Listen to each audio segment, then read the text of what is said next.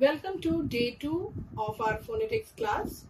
Now children, that you've learned the various symbols of phonetics and the sounds they produce, we will now join the various symbols and learn to decode phonetic transcriptions. Before we begin with decoding the phonetic transcriptions, we will study some more rules. The next important rule is a rule of silent L. Generally, when L is followed by the alphabets K, F, M or D, L is silent. For example, if you see the word talk, L is followed by K, but L remains silent and we pronounce the word as talk. The next, L plus F. For example, the word calf, where L remains silent and the sound of F is prominent. The third example is L plus M. The word is palm, where again L remains silent and the alphabet M is prominent. The last option is L plus D. The word is good, where D is in focus and L remains silent.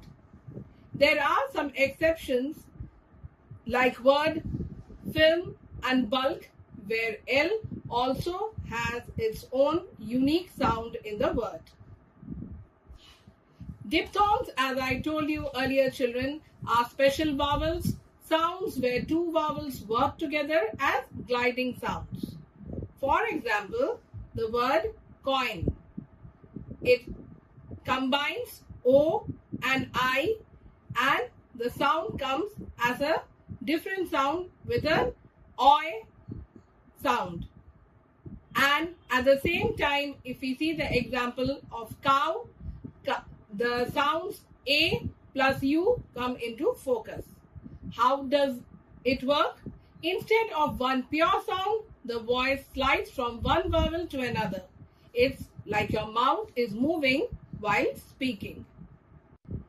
Let us study some more rules for diphthongs. When two vowels blend together in one syllable, your mouth glides from one sound to another. The first example is OI and OY. OI, you will notice children, generally comes in the middle of two consonants. Example, coin, soil, boil, join, where you will notice O and I come in between consonants like C and N, S and L, B and L, and J and N. For OY, it usually comes at the end. Examples of such words are boy and toy. The next pair is OU and OW. OU again usually comes in the middle of the word. Cloud, house, shout, mouse.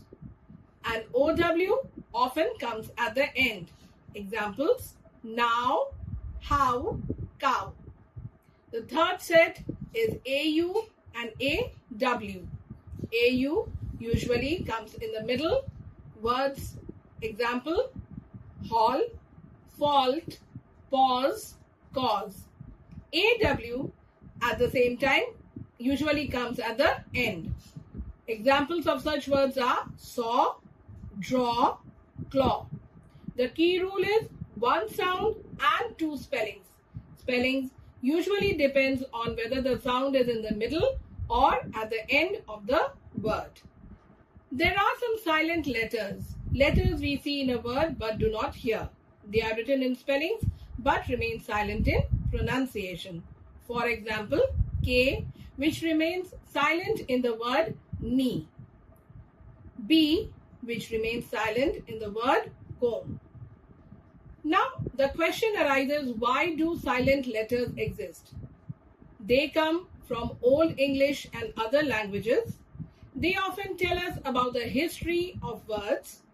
They distinguish words like K-N-I-G-H-T night versus N-I-G-H-T night.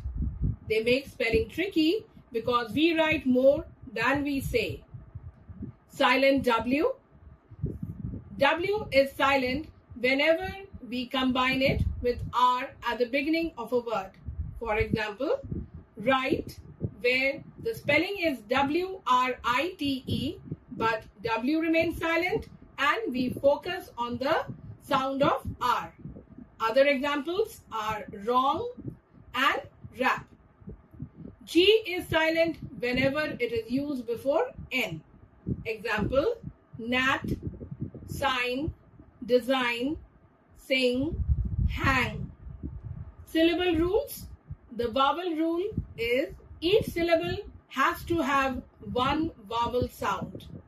In consonant rule, consonants help split the words into syllables. Word length depends upon whether the word can be divided into one syllable or more than one syllable. Syllable types can be open or closed, affecting the vowel sound length.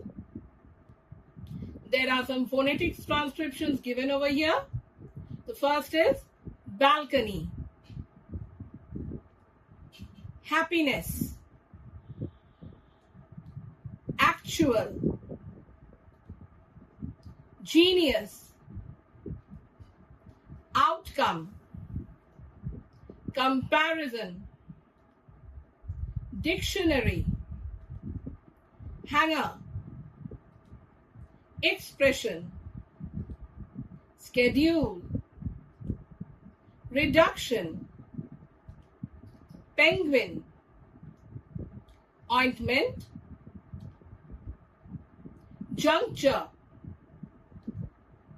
imaginary, apologize, bankrupt, adversary, ambiguous, blasphemy, coagulate, nutritious, psychology. So you can see, children, now that you have learned the symbols, the sounds, you can combine the phonetic transcriptions to form complete words. Keep practicing. Thank you. We will meet again soon.